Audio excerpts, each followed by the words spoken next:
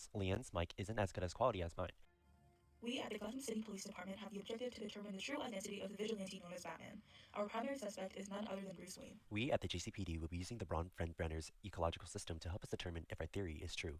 In this system, we'll be utilizing these aspects: the Microsystem, Exosystem, Macrosystem, and the Chronosystem. Let's begin. In each layer, the scene will be shown for each key aspect. The microsystem is the immediate environment where a person interacts directly with people. Bruce Wayne's microsystem consists of these key figures in his life. Alfred Pennyworth remained as Bruce Wayne's primary caregiver after the death of both Mr. and Mrs. Wayne, seen as a father figure to Bruce and grounding him emotionally, pushing him to rise above anger. Rachel Dawes is Bruce's childhood friend and serves as his moral compass, reminding him of justice versus revenge, which influences his decision into a different path.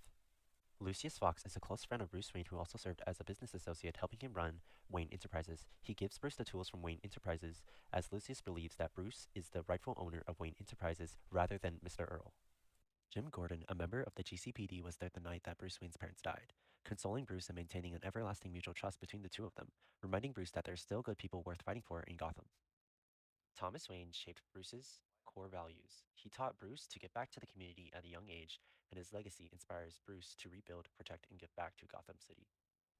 Henry Ducard, he was initially Bruce's mentor. He helped to shape Bruce's physical fighting skills and as well as his worldview. Later, his betrayal strengthens Bruce's commitment to Gotham. Batman's microsystem consists of these key figures in his life. Alfred is more than just a butler to Bruce Wayne. He is an anchor for Batman. He helps assemble and maintain the gadgets, the suit, and the base of operations. Alfred supports Batman's first mission possible. Without him, Batman would not have the foundation to carry out his work in Gotham. Rachel is Batman's emotional compass. She believes in Bruce's mission but reminds him of its costs. Rachel represents the side of Bruce's hope for a Gotham where Batman is no longer needed. Jim Gordon is Batman's key ally in the GCPD. Instead of fighting against the system, Batman uses Gordon's position to work with it. This partnership allows Batman to act strategically rather than alone. Lucius Fox might not say it outright, but he knows Bruce is Batman. He provides advanced technology, like the tumbler, body armor, and later the antidote to Crane's toxin. Lucius' quiet loyalty gives Batman the tools to function as Gotham's protector. Carmine Falcone is Gotham's symbol of corruption and Batman's first big target. Taking him down isn't just about one man. It's about making a statement to every criminal in the city.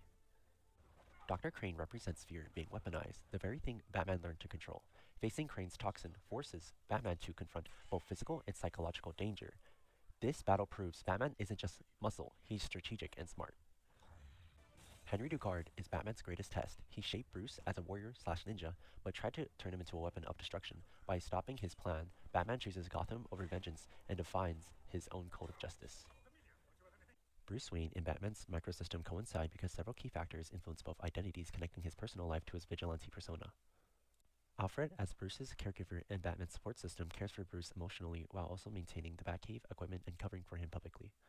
Rachel guides Bruce's moral compass and also challenges Batman to stay true to justice and not vengeance. Jim Gordon gave young Bruce comfort after his parents' death. As Batman, Gordon becomes his trusted ally in the GCPD. Lucius Fox works for Bruce Wayne at Wayne Enterprises but secretly equips Batman with technology he needs to operate with. These figures are part of Bruce's personal circle but also play important roles in supporting and shaping Batman, showing how these two identities are connected even though they appear separate within the microsystem. The exosystem is the external environment that indirectly affects a person, even though they are not directly involved. Here are some examples from Bruce Wayne's life. Example 1. Wayne Enterprises. Bruce is constantly in the public eye as he is the heir of his father's company, Wayne Enterprises. Wayne Enterprises basically runs Gotham with all its funding to the city's infrastructure, for example, the subway system, and the company plays a major role in Gotham's institutions. Example 2. Gotham City Police Department. The GCPD is majorly corrupt. Bruce Wayne acknowledges this corruptness, and it is our theory that this is what pushes him to become Batman. The Wayne family had major influence over the GCPD, mostly owing to Thomas Wayne. Therefore, Bruce's legacy is also known in the GCPD as well. Example 3. Local media, the Gotham Gazette. The media shapes Bruce's public image. Its eyes are always on him as he is well known across Gotham, and the media makes many assumptions about him. Example 4. The legal system. Gotham's legal system is broken and corrupt. His parents' death still succumbs to injustice, and Joe Chill's hearing resulted in no closure for Bruce. Example 5. The opera. The act of the Waynes attending the opera for leisurely entertainment signifies their wealth. Them going to the opera and young Bruce getting frightened and asking to leave early is what caused them to run into Joe Chill and their ultimate murder. Now moving on to Batman's exosystem. Example 1.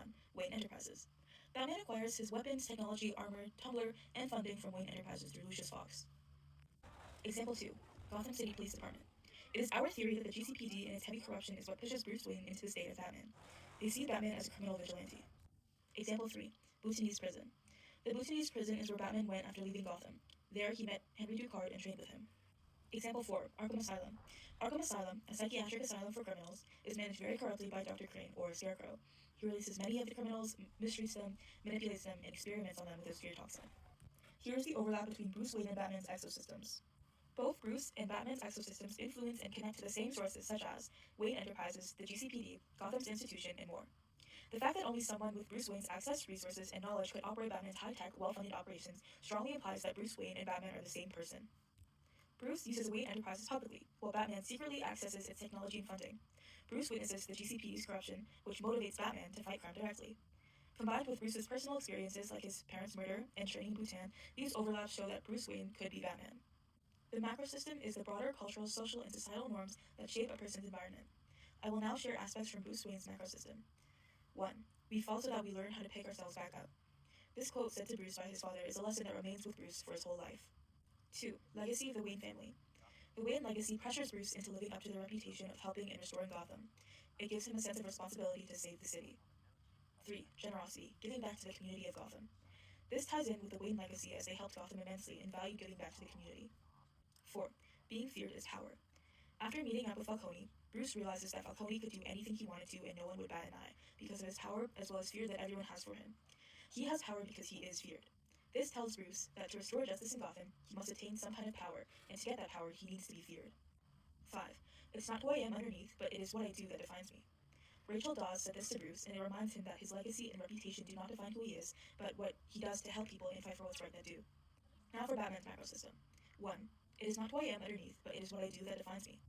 This is coincidentally the same as Bruce Wayne's.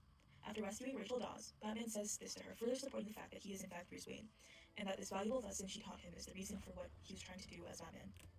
2. Gotham's corruption.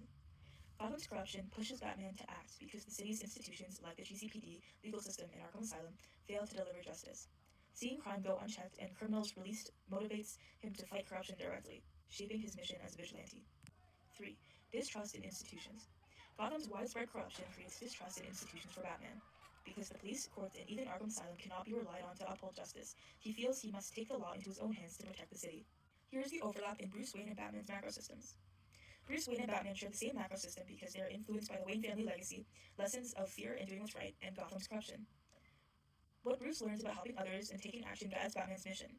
The city's failing institutions push both of them to seek justice, showing that Bruce Wayne and Batman are the same person. The Chronosystem is the dimension of time, historical events, and changes over the lifespan. Bruce Wayne's life is defined by trauma, moral lessons, and personal growth. Young Bruce Wayne fell into a well and got injured when he was swarmed by bats. This was Bruce's first traumatic experience with fear. His father taught him we fall so we learn to pick ourselves back up. Event 2. The murder of his parents. Bruce internalizes guilt and responsibility to prevent injustice. This shapes his long life mission. Event 3. Joe Chill's court scene. Bruce learns that avenge alone does not equal justice. Ethics and morality begins guiding his choices. Event 4. Rachel slaps Bruce after the courthouse. Rachel challenges his desire for vengeance, teaching him the importance of moral responsibility. Event 5. Carmine Falcone shows his power witnessing corruption and fear controlling Gotham, motivating Bruce to act. Event 6. Bruce Wayne leaves Gotham and wanders the world. Bruce seeks purpose, justice, and hones his mind and body. Event 7. Bhutanese prison riot. He tests his instincts and survival skills, building resilience. Event 8. He joins and trains with the League of Shadows, gaining combat skills, discipline, critical thinking skills, and learns ethical boundaries. Event 9. His final test, projecting the League's destructive plan, solidifies his moral code. Pause. Now ultimately, when Bruce Wayne's training is complete, he is given one final test. He must take the life of a murderer. Batman's moral code, or rule that solidifies in his story, is that he will not kill. And right here, his number one rule is revealed, and he is put to the test to see if he would break that internal rule of his. Ultimately, it was a ruse, and he tried to escape. Event 10. He returns to Gotham, and he begins planning to save the city rather than pursue revenge. Event 11. Wayne Manor on fire. A personal loss strengthens resolve, teaching that missions are bigger than attachments. Event 12. Reclaims Wayne Enterprises, where he regains control of his family's legacy, asserting responsibility and leadership. Event 13. Rachel rejects Bruce romantically. Bruce sacrifices personal happiness to prioritize Gotham's safety. Bruce Wayne's journey to become Batman is marked by key turning points. Event 1. Bruce learns to turn fear into strength through training with Henry Ducard. To fight fear, he must become fear. Event 2. He builds the Batcave, creating a hidden base where he can plan and build and operate outside of the law. Event 3. The Batsuit and Batmobile aren't just tools, they're symbols that strike fear into criminals and give them power on the streets. Event 4. His first mission at the docks shakes Gotham's underworld, proving that a new force has entered the city. Batman's first encounter with Dr. Crane reveals a deeper threat. A chemicalized fear toxin made to terrorize Gotham. That discovery expands the mission, uncovering and stopping a citywide conspiracy. Event 6. When Batman confronts Scarecrow at Arkham Asylum, he faced the toxin again, giving him his own taste of medicine, and interrogates him. Event 7. Wayne Manor burns. Ra's al Ghul attack on Wayne Manor, where Bruce suffers personal loss, which strengthens Batman's resolve and shows the threat is personal and citywide. Event 8. His final battle against Ra's al Ghul pushes him to use everything he learned to save Gotham. Event 9. The GCPD creates the bat signal, turning Batman from a shadow into a symbol of hope for the city. Overlap. Bruce Wayne and Batman's timeline connect because Batman is born from Bruce's experiences. When Bruce fell into a well as a child, his fear of bats started. That same fear later becomes Batman's greatest weapon. When Bruce's parents were killed, Bruce carried out the guilt and responsibility to fight injustice, something that Batman will dedicate his entire life to. His first encounter with Falcone showed him how deep Gotham's corruption runs and makes him realize the system cannot be trusted, and that Batman was his answer to that broken system. Training with Henry Ducard gave Bruce the combat skills, strategy, and understanding of fear that Batman uses to strike back against Gotham's criminals, which both simultaneously shows that at the same time they both know combat skills. Isn't that a coincidence? When Bruce returns to Gotham, Batman builds the Batcave, designs the Batsuit, and takes his first steps as Batman, putting everything he's learned to action. At the same time, when Bruce Wayne returns from abroad. Isn't that also a coincidence? When Wayne Manor burns and Rachel rejects him, Bruce faces personal loss, but Batman grows stronger, becoming a symbol of hope through the bat signal. In the end, Bruce Wayne lives the experiences, which Batman becomes the action that follows. They aren't separate timelines, they are two sides of the same journey.